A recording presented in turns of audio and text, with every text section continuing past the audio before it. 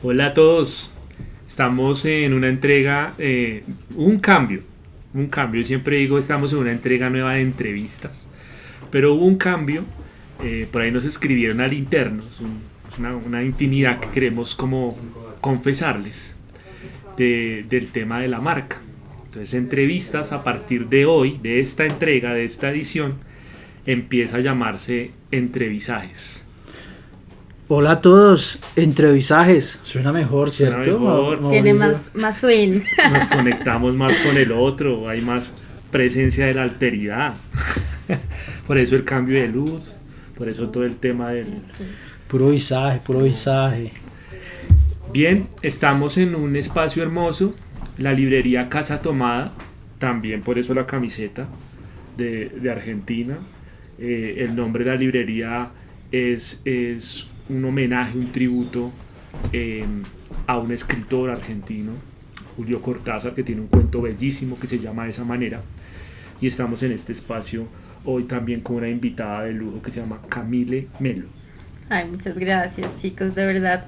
Es un honor, pues muchas cosas, ¿no? O sea, todo desde el lenguaje ya nos va conectando. Uno, que mencionas la palabra cambios, y creo que no hay nada más constante en nuestra vida que el cambio y el movimiento. Y dos, pues estar acá siendo parte de este nuevo formato, o bueno, no es nuevo formato, pero sí es una nueva forma de nombrar este espacio, y pues nada, qué visaje estar acá. Excelente, Camila. Camila tiene una formación de base en comunicación social, también tiene estudios de posgrado en gerencia cultural y trabaja con el departamento de comunicaciones de Panamericana Editorial. Estamos aquí frente a un perfil de alto nivel editorial. Pues muchas gracias. Gracias a eso, pues creo que los libros lograron tejer el puente, o sea, más allá de cualquier cliché, como no, nos conocimos entre libros, o sea, no, esto fue de verdad amor a la literatura, y gracias a ello, pues pudimos encontrarnos y estamos aquí ahora con ustedes también.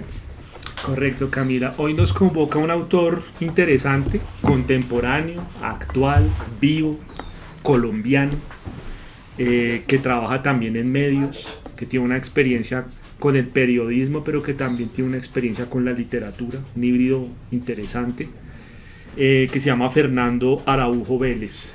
Creo que para muchos de los que nos van a ver, ese nombre les ha impactado en alguna oportunidad. Y vamos a hablar entonces de Fernando hoy. Muy Claro bien. que sí. Camila, cuando uno se enfrenta a este autor, porque es periodista además y tiene una larga trayectoria, ¿qué encontramos en él? ¿Encontramos crónica, reportaje o encontramos un híbrido en sus novelas que creería que está esa mezcla allí? Pero tú nos podrías ilustrar en ese punto. Claro que sí, bueno, pues que les cuento de Fernando. De hecho, cuando estábamos como acercándonos a hacer esta exploración de, a ver, tú eres acá, la exploración del autor del que me gustaría hablar precisamente, yo dije, bueno, quiero concentrarme en Fernando, y más allá de su narrativa como autor y novelista, quiero hablar de las columnas. Uh-huh. O sea, él tiene una columna que nació más o menos en 2008 que se llama El Caminante. Uh-huh. Luego, pues, de hecho, ayer vine como a constatar que había sido como un ejercicio sincrónico con El Caminante de Nietzsche, el que encontramos en Así habló Zaratustra, y le dije, bueno, Fer, ese caminante, o sea, después de tantos años de leerlo, le dije, ese caminante tiene que ver, y me dijo, no, la verdad, pues sí, fue así, fue un ejercicio inconsciente.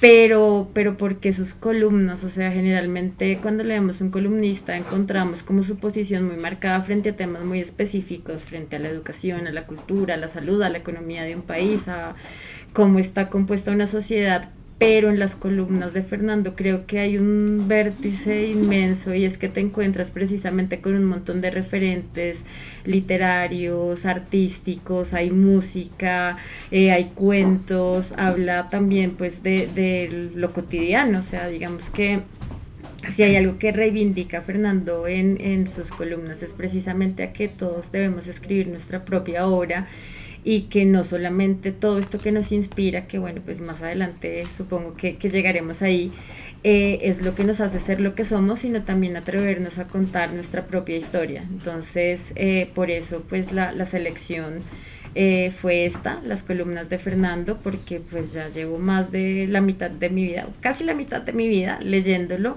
y creo que es un punto de partida que ni siquiera tiene que ver solo con mi referente literario, sino con mi referente de vida.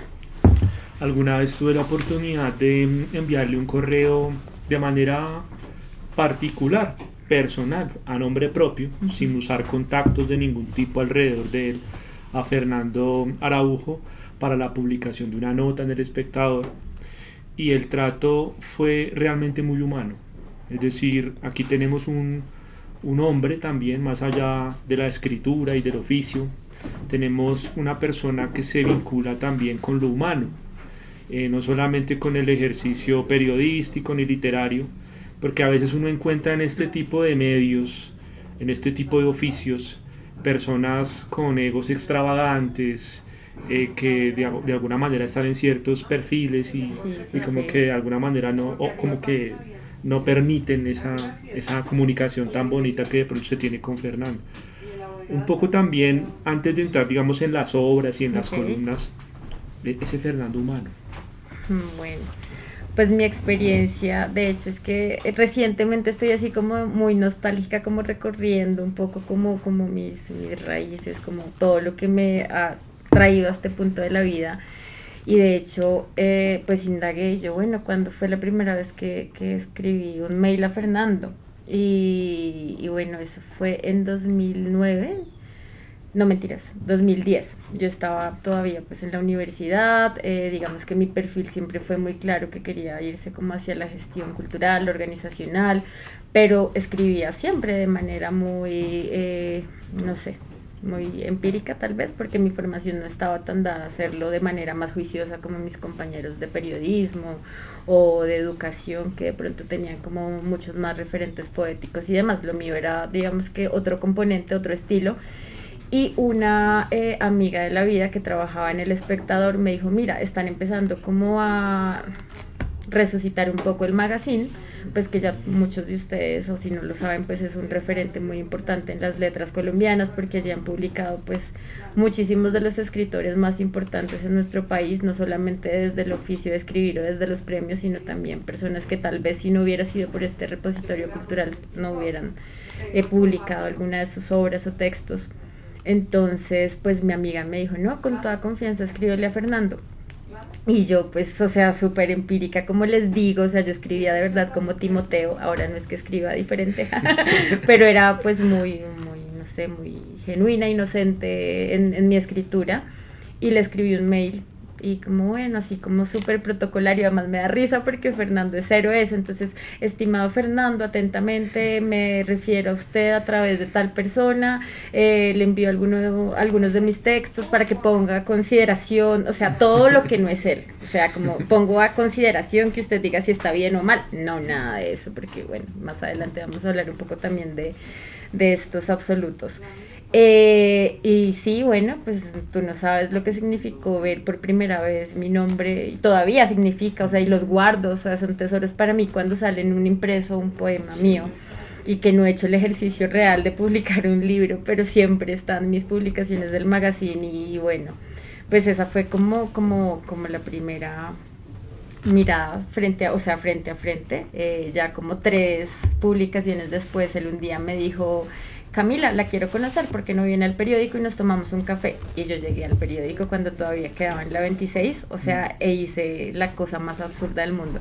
Mucho gusto, Fernando, soy comunicadora social, del énfasis organizacional, yo quiero dedicarme a organizar eventos, y él me miró con cara de, ¿sabe qué? Cuando quiera escribir, escriba que acá tiene las puertas abiertas. Y así ha sido, y soy la organizacional, la que está detrás del evento, y siempre he tenido las puertas abiertas de una manera impresionante. Pues más allá de publicar textos, como les decía al principio, de tener pues casi una obra o forma de ver la vida gracias a su ejemplo, de alguna manera. No me vaya a matar Fernando si ve esto y yo estoy diciendo que es ejemplo, porque va a decir, ¿ejemplo de qué? Camila, digamos que en el periodismo y en las columnas, por lo general, el periodista siempre habla con criterio, siempre hay una voz de él allí, hay, digamos que, una proyección de la personalidad. Digamos que por nombrar algunos y como por hacer un encuadre para luego la pregunta, y es García Márquez hablaba mucho desde la mamadera de gallo, lo jocoso. Caballero, el gran columnista que ya falleció, era sórdido, manejaba muy bien el sarcasmo, pero uno se encuentra con un Fernando Araujo, un filósofo, y eso es interesante verlo en sus columnas. ¿Cuál es esa voz allí? ¿Cuál es esa voz que se proyecta, esa personalidad de él en las columnas? Bueno, yo siento que definitivamente Fernando pone en escena en sus columnas un sentido humano muy alto, ¿no? O sea, precisamente su amor por Nietzsche, de ser humano demasiado humano, pero también como de romper esos esquemas de lo intelectual. O sea, él todo el tiempo te está contando historias, no de una manera impuesta, que a veces suele suceder y más como en nuestro gremio, ¿no? Que no podemos bajarnos quizás como de estos pedestales del conocimiento y yo sé esto y he leído a este y no, o sea, siento que Fernando tiene una manera muy cercana de enamorarnos y hacernos acercar a una obra sin siquiera tener un referente previo. Entonces siento que de alguna manera ese también es un camino y una entrada a muchas personas que no precisamente tienen que ver con este mundo, el mundo de los libros, de la intelectualidad, sino que pues cualquier persona de a pie un día llega y se sienta a leer un escrito de él y encuentra, no sé, algún poeta, alguna canción, o sea, alguna película inclusive.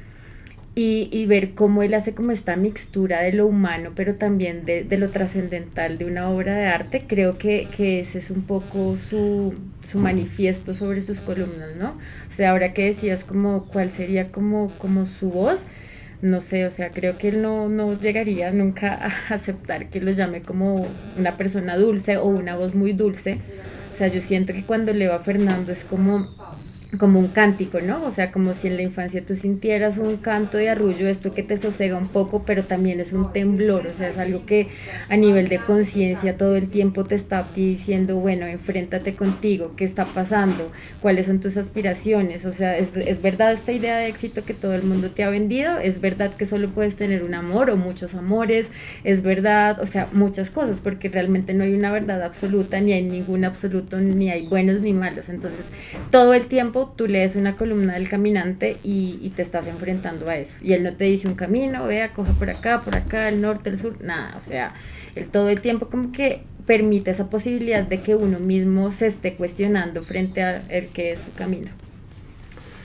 Camila, en ese trasiego, por ejemplo, de un Fernando Araujo columnista, que como César apuntaba ahorita, siempre se trabaja con una escritura de criterio, tal vez el periodismo, digamos, a nivel de columna también permite unas tomas de posición que se defienden tal vez dentro del ejercicio escritural, pero llega un momento en el que de alguna manera ese rigor de escritura, como que dice, pienso, ¿no? Especulando, okay. Dice el escritor o el periodista, quiero darme licencias con la ficción, con el ejercicio de derivar en la literatura, como ha pasado con muchos de los ejemplos que ahorita también planteaba César, que tuvieron una formación en literatura pero que también tenían un nicho periodístico. Y entonces llega el Fernando Araujo novelista, ¿sí? Esta es la última novela de Fernando, si no estoy mal, ¿cierto? Se llama Aunque me muera la izquierda. Y bueno, la pregunta sobre ese derivar acá tiene que ver con la mujer. Okay. A propósito de estos tiempos en el que la categoría está ahí como en boga, ¿no? Por muchos matices de diferentes flancos. Esta es una mujer, la protagonista de esta novela es una mujer subversiva. Es la historia de una mujer que de alguna manera está en el mundo y tiene una posición férrea frente a ese mundo que le ha tocado, ¿verdad?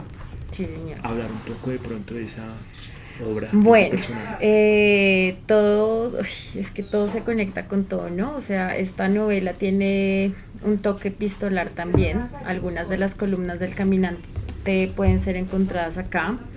Aunque me muera a la izquierda es una novela que es supremamente maravillosa y cuando pues cuenta el autor en muchas de sus entrevistas o posteriores charlas que él cuando empezó pues a escribir la historia, él se imaginaba la voz de una mujer porque se inspiró en esta poeta rusa que se llama Ana Akhmatova. Uh-huh. Entonces él todo el tiempo, a pesar de precisamente este tema que está en boga y decir, pero ¿por qué un hombre escribiendo desde la voz de una mujer? O sea, más allá como de pensar o enfrentarse de pronto con este discurso que ahora es como tan fuerte y tan rudo, creo que ni siquiera nunca se lo ha preguntado, si se lo han preguntado pues él lo pasa por alto, pero él sí quería que fuera la voz de una mujer. Digamos que pues estamos como en la vida de la protagonista en varios momentos de su vida, pues, o sea, acá nos narran los surgimientos de los primeros movimientos de izquierda acá en el país, pero como todo viene desde una primera mirada, desde una primera búsqueda del arte, donde todo el tiempo nos está hablando de canciones que nos llegan a eso de despertar de conciencia suena extraño a veces, como que se vuelve también como un discurso muy marcado de despertar conciencia, pero ¿qué es despertar conciencia? O sea, para mí es como un despertar de latido, ¿no? O sea, lo voy a llamar así, o sea, acaba de fluir, jajaja, de verdad. Como que si uno no sabe y no tiene muy claro el latido en su vida, creo que pues nada, o sea, acá pueden venir con 1000 discursos a decirte, pues ahorita en época de elecciones sobre todo, jajaja. Pero creo que el arte también es un protagonista de la sociedad y de la política y que no está desviado y que muchas veces, aunque la cultura sea como la señorita bonita no sé, para un presidente, o sea, es como el que menos recursos tiene y demás, o sea, la cultura es todo lo que nos conecta y que precisamente a cada quien le hace encontrar ese latido, o sea, y también como de manera colectiva, si hay como una convicción que pues acá en la novela está muy clara, que tiene que ver precisamente con lo que les decía, hay un colectivo que está pues corriendo a través de ese latido y ahorita pues mucho de lo que somos como sociedad es que se nos ha olvidado cuál es ese latido colectivo de alguna manera, ¿no? O sea, cada quien está buscando como sus propias conveniencias, sus propios intereses y demás, pero digamos que acá en Aunque me muera a la izquierda encontramos nutridamente como todos estos aspectos. Es una novela súper musical, o sea, si uno pudiera encontrar un playlist, no, sería maravilloso, muchas referencias poéticas, o sea, es una novela deliciosa, pero que también, deliciosa esa palabra, es una novela increíble, pero que también te permite conocer mucho de la historia del país, del surgimiento, de las voces de estos primeros militantes, de lo que pasaba en sus vidas, de los desencuentros, o sea, uno muchas veces habla como desde su posición, ¿no? O sea, desde lo que le ha tocado vivir, desde sus privilegios, desde sus juicios. Acá digamos que cada personaje nos va como haciendo quitar un poco ese velo que a veces tenemos de lo que pues es la realidad del otro. O sea, es una novela muy humana, muy recomendada. Creo que es una compañía perfecta, o sea, fue mi compañía en pandemia, además porque se publicó en pandemia.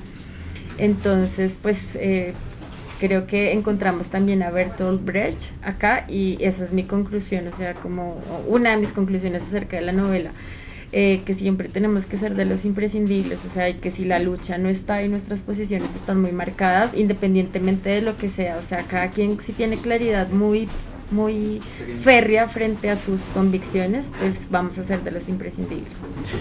Camila, una pregunta, te voy a lanzar un visaje. Muy Dios santo. Te voy a lanzar un visaje. Cuando lanzamos visajes es que vamos a la persona y el visaje es cuando uno ve la narrativa, la escritura de Fernando Araujo, uno podría decir que su punto cero es el axioma, es como esa frase que llega allá, ¿sí?, al profundo centro y desata una avalancha de emociones. Como que se escribe desde ahí. Entonces son dos preguntas en una. La primera pregunta es ¿qué frase o qué no, porque no, pero o qué no sé, como qué resorte narrativo corto te tumbó al piso, o qué reflexión corta te tumbó al piso de Fernando Y la segunda es, si está eso ya, es simplemente porque quiero asociarlo a otro pensador, y es a Fernando González, ¿no? Ujú. Con los negroides, ¿cierto? Sí. Podríamos pensar que estamos ante un periodismo filosófico, pero primero el visaje. ¿Qué te tumbó? Una frase, algo que te haya tumbado Fernando Araújo. Ay, me va a matar porque es un tema que no le gusta a él, pero es el amor, tal vez, el amor. En alguna de sus columnas él habla que así como no hay absolutos, no hay un solo amor, hay amores. O sea, tú no eres un escritor, sino que vives en ejercicio de estar escribiendo. Es eso, es como, creo que eso me tumba siempre, como que él lo lleva a uno siempre a estar en la acción, en el ejercicio de la acción, y como de salir de ese paradigma de lo monógamo o de la perfección. Entonces creo que todo lo que tiene en común, o lo que me de alguna manera hace convulsión en mí, es como la manera en que él revierte todo ese ABC y ese patrón con el que uno fue tal vez educado para llevar como un camino así como demasiado perfectico.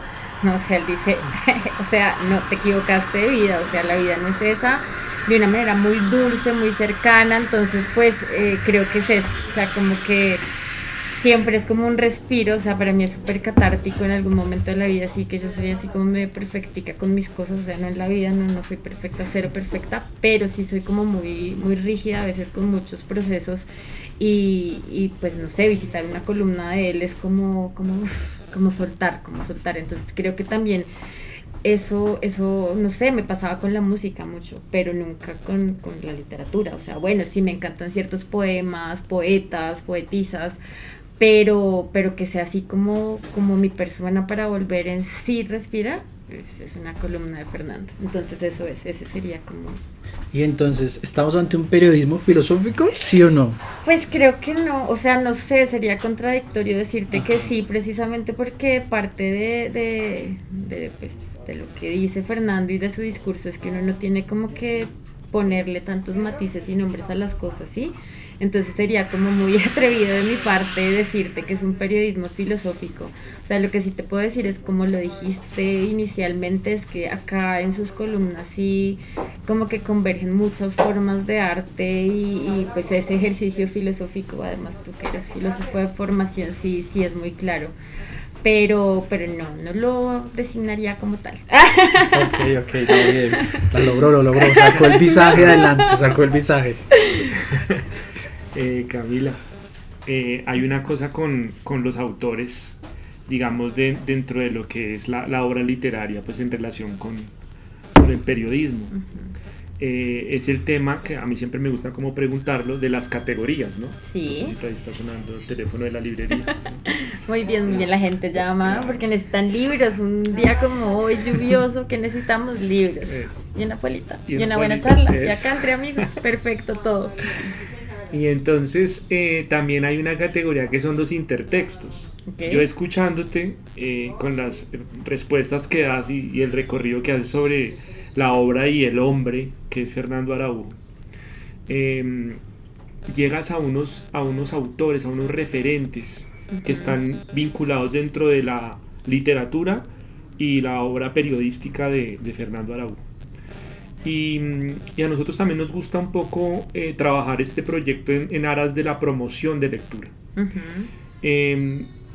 ¿Cuáles son las influencias que tú has podido ver en los intertextos de Fernando Araújo? ¿A quiénes ves como ahí, no sé, como en la atmósfera de alguna presente? Manera, ok. Los rusos, en definitiva, creo que son parte de sus infaltables, de sus imprescindibles, como diría Brecht. Brecht también está todo el tiempo. Nietzsche, o sea, entre Zaratustra y lo humano, demasiado humano, creo que también están súper presentes. Bueno, como les decía, Ana Akhmatova, no es muy lector de poesía, dice él, porque yo creo que todo el tiempo estamos encontrando poesía, pero también Octavio Paz, por ejemplo, también ha sido uno de sus referentes que he encontrado. Si nos vamos a la música, o bueno, sigamos ahí como entre este espacio entre música y poesía, bueno, Silvio Rodríguez sin duda, está Serrat, o sea, Serrat es de esos infaltables, está también creo que ha estado Antonio Machado, y si no, perdón, jajaja. pero sí, como los músicos, también cantautores un poco que no pueden dejar de estar presentes en sus obras. Raúl Gómez Hattin, por ejemplo, o sea, hay una columnita por ahí que ahorita les quiero contar, o sea, sus columnas tuvieron una publicación que se llama Perturbados, con una editorial de Quindío. Entonces, bueno, acá hay como un ejemplo de parte de sus ya varios años de trabajo como columnista del Caminante. Entonces también creo que hay una gran influencia de eso. Él también habla mucho de el gráfico, bueno, no lo habla en sus columnas propiamente, pero creo que es un referente muy grande, que es una revista de fútbol argentina. Entonces él es muy lindo porque realmente yo no sé nada de fútbol, no me interesa el fútbol, pero cuando yo escucho las narraciones que él hace alrededor me dice, Camila, es que es poesía. O sea, yo no, pues tampoco nunca he leído nada, voy a ser súper honesta, nunca he buscado el gráfico para ver cómo escribían los periodistas en esa época, pero realmente es ver como esa conexión con lo humano. O sea, recientemente estábamos hablando de un chico que entró nuevo a la sección de deportes y quería ir a cubrir Salsa al Parque. Entonces a él se le ocurren cosas como, se imaginan poder entrevistar a los futbolistas y preguntarles cuáles son sus canciones de escuchar antes de ir a la cancha. O sea, todo ese tipo de cosas creo que no le pasaría por la mente a nadie, solo pues a Fernando, ¿no? O sea, uno está más pendiente de, bueno, no sé nada de fútbol, puedo decir cualquier cosa. Bueno, ¿y cuál es la estrategia y la posición en la cancha? No, el man está pensando, se imaginan poder saber qué leía él, qué escuchaba, cuáles son sus referencias, o sea, nada. Sí. Y hay algo que siempre nos está moviendo, seas quien seas el futbolista, seas el literato, seas el señor de venta de paleticas, o sea, todos tenemos algo que nos conecta. Entonces ese es Fernando. Me voy a permitir, a propósito de que Camila acaba de mencionar una de las obras de Fernando Araujo, Perturbados. Nombre potente, ¿no? O sea, acá todos somos más que estar. El título siempre he considerado yo que es como una apertura semántica, y este título es bien impactante, sí, ¿no? De entrada, entonces, como Destechados, por supuesto. Y entonces voy a compartirles un texto que se llama Paranoicos. Yo que voy a tratar de leerlo con la misma fuerza que Fernando lo escribió. A ver. Soy paranoico, no lo voy a negar, y tampoco sé si quiero justificarlo o si podría hacerlo con absoluta claridad. Tal vez nada de eso importe demasiado ya. A mí me basta con saber que desde niño me sentí observado, que cuando iba por una plaza tenía que recorrerla por un costado porque el centro era poco menos que un infierno. Allí podían masacrarme, silbarme, lanzarme una piedra, escupirme, o lo peor, burlarse de mí. Yo era un blanco muy fácil de encontrar, o eso creía. Era un manojo de inseguridades por las críticas en la casa, por las comparaciones con los otros hermanos, porque antes cualquier adulto se creía con el derecho de corregirte, por las malas notas en la escuela, o fundamentalmente por las notas de la escuela. Pienso hoy, notas malas o buenas o regulares que terminan siendo una afrenta contra un niño, contra un ser humano, contra cualquiera, porque te califican, porque deciden si sirves para algo, si sabes algo, si tienes futuro, si eres mejor o peor que otros. Todo eso me amilanó, pero aquel apenas era un leve comienzo.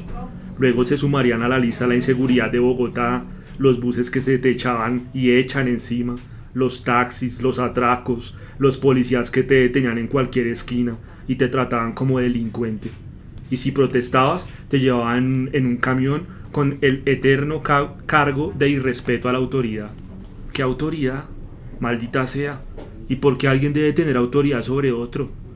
¿Quién les concedió el derecho de poseer la autoridad?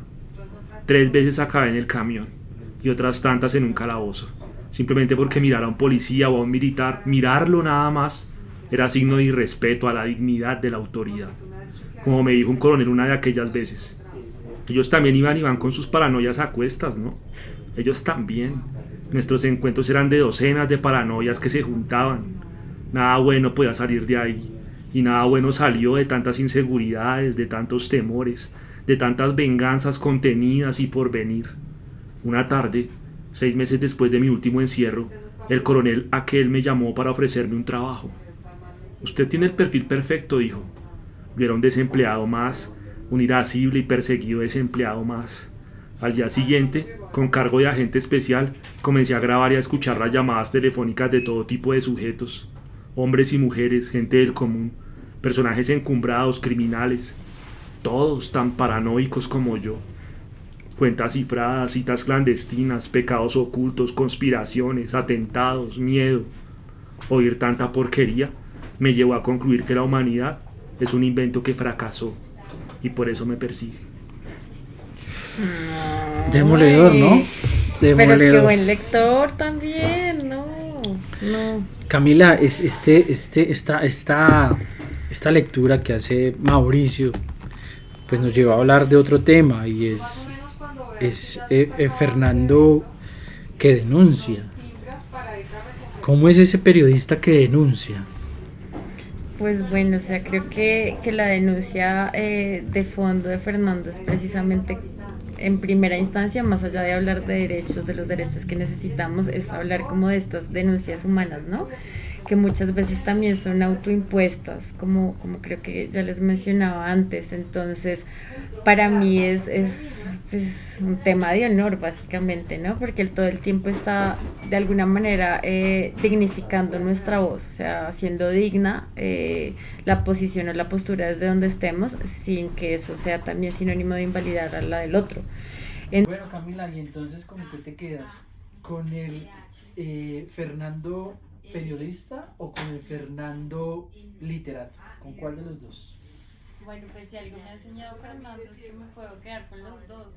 Entonces creo que ni con uno ni con el otro, sino con los dos. O sea, absolutamente claro eso. Tremendo visaje. Tremendo visaje. Y a propósito de ese tremendo visaje, vamos a finalizar este encuentro de hoy con los saludos visajosos. Entonces yo quiero hacer un saludo visajoso, así suene cliché, a mi mamá. Ella siempre ve el programa, no se pierde una sola entrega. Entonces allá donde estés, porque sé que vas a ver este también, te amo mucho, madre. Madre, gracias también porque tiene un hijo increíble, ¿verdad? Esto es un corazón aunque no parezca.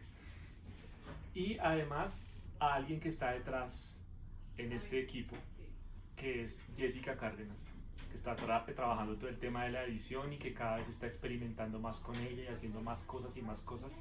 Entonces también para Jessica ternura. Gracias, Jess. Qué visaje esto.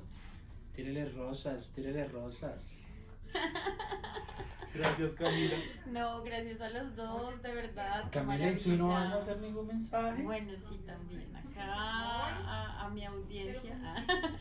Seguro por acá se va a pasar mi papá, Vidal, que es todo. O sea, yo llegué al mundo de las letras, de lo humano por él, porque es así, coleguita de ustedes, profe, hermoso. Ciencias sociales transpiran por su humanidad. Entonces, papá, espero que me diga en qué me equivoqué hoy. No, mentiras, no es así. Papá. Bueno, tremendo visaje. Bueno, Nos vemos chicos, en más. gracias. Gracias a ti. Salud por este Salud. visaje. Más visajes, no se los pierdan.